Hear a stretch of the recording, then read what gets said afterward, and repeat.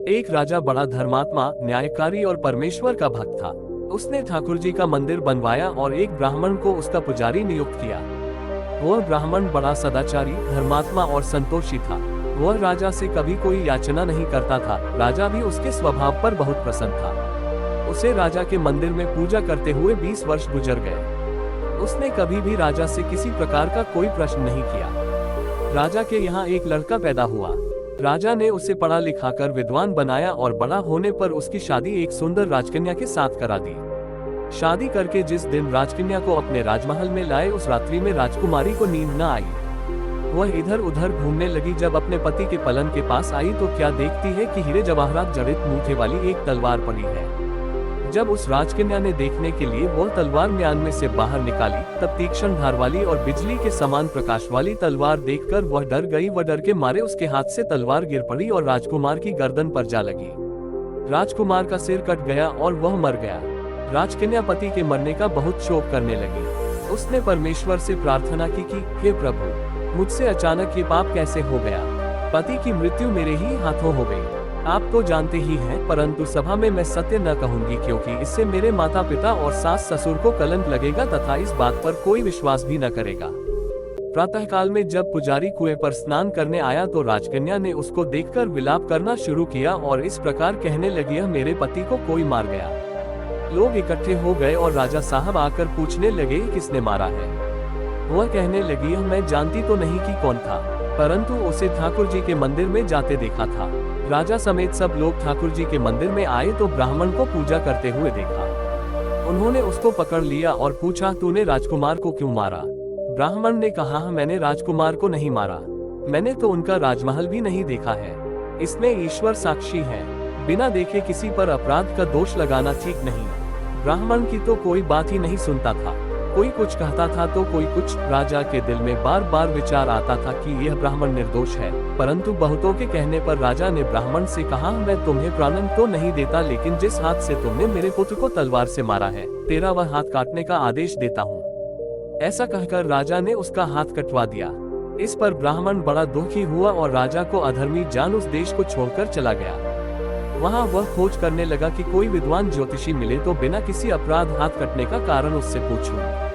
किसी ने उसे बताया कि काशी में एक विद्वान ज्योतिषी रहते हैं। तब वह उनके घर पर पहुंचा। ज्योतिषी कहीं बाहर गए थे। उसने उनकी धर्मपत्नी से पूछा, माताजी, आपके पति ज्योतिषी जी महाराज कहाँ गए हैं। तब उस स्त्री ने अपने मुख से अयोग्य असह्य दुर्वचन कहे, जिनको सुनकर वह ब्राह्मण हैरान हुआ और मन ही मन कहने लगा कि मैं तो अपना हाथ कटने का कारण पूछने आया था, परंतु अब इनका ही हाल पहले पूछूंगा। इतने में ज्योतिषी आ गए। घर में प्रवेश करते ही ब्राह्मणी ने अनेक दुर्वचन कहकर उनका तिरस्कार किया, परंतु ज्योतिषी जी चुप रहे और अपनी स्त्री को कुछ भी नहीं कहा। तदनंतर वे अपनी गद्दी पर आ बैठे। ब्राह्मण को देखकर ज्योतिषी ने उनसे कहा, कहिए ब्राह्मण देवता, कैसे आना हुआ। आया तो था अपने बारे में पूछने के लिए, परंतु पहले आप अपना हाल बताइए कि आपकी पत्नी अपनी जुबान से आपका इतना तिरस्कार क्यों करती है, जो किसी से भी नहीं सहा जाता और आप सहन कर लेते हैं। इसका कारण है, यह मेरी स्त्री नहीं, मेरा कर्म है। दुनिया में जिसको भी देखते हो, अर्थात भाई, पुत्र, शिष्य, पिता, गुरु, संबंधी, जो कुछ भी है, सब अपना कर्म ही है। ये स्त्री नहीं, मेरा किया हुआ कर्म ही है और यह भोगे बिना कटेगा नहीं।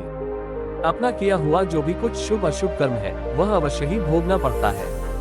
बिना भोगे तो सैकड़ों करोड़ों कल्पों के गुजरने पर भी कर्म नहीं टल सकता। इसलिए मैं अपने कर्म खुशी से भोग रहा हूँ और अपनी स्त्री की ताड़ना भी नहीं करता, ताकि आगे इस कर्म का फल न भोगना पड़े। महाराज, आपने क्या कर्म किया था सुनिए। पूर्व जन्म में मैं कौवा था और मेरी स्त्री गधी थी। इसकी पीठ पर फोड़ा था। फोड़े की पीड़ा से यह बड़ी दुखी थी और कमजोर भी हो गई थी। मेरा स्वभाव बड़ा दुष्ट था, इसलिए मैं इसके फोड़े में चोंच मारकर इसे ज्यादा दुखी करता था। जब दर्द के कारण ये कूदती थी तो इसकी फजीहत देखकर मैं खुश होता था। मेरे डर के कारण ये सहसा बाहर नहीं निकलती थी, किंतु मैं इसको ढूंढता फिरता था। ये जहाँ मिले वहीं इसे दुखी करता था। आखिर मेरे द्वारा बहुत सताए जाने पर त्रस्त होकर यह गांव से 10-12 मील दूर जंगल में चली गई। वहाँ गंगा जी के किनारे सघन वन में हरा हरा घास खाकर और मेरी चोटों से बचकर सुखपूर्वक रहने लगी। लेकिन मैं इसके बिना नहीं रह सकता था। इसको ढूंढते ढूंढते मैं उसी वन में जा पहुंचा और वहां इसे देखते ही मैं इसकी पीठ पर जोर से चोंच मारी तो मेरी चोंच इसकी हड्डी में चुभ गई। इस पर इसने अनेक प्रयास किए, फिर भी चोंच न छूटी। मैंने भी चोंच निकालने का बड़ा प्रयत्न किया मगर न निकली।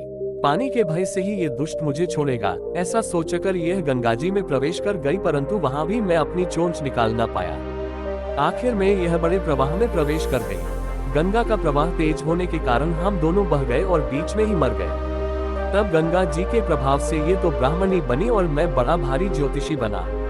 अब वही मेरी स्त्री हुई, जो मेरे मरण पर्यंत अपने मुख से गाली निकालकर मुझे दैख देगी और मैं भी अपने पूर्व कर्मों का फल समझकर सहन करता रहूंगा। इसका दोष नहीं मानूंगा, क्योंकि यह किए हुए कर्मों का ही फल है, इसलिए मैं शांत रहता हूँ। अब अपना प्रश्न पूछो।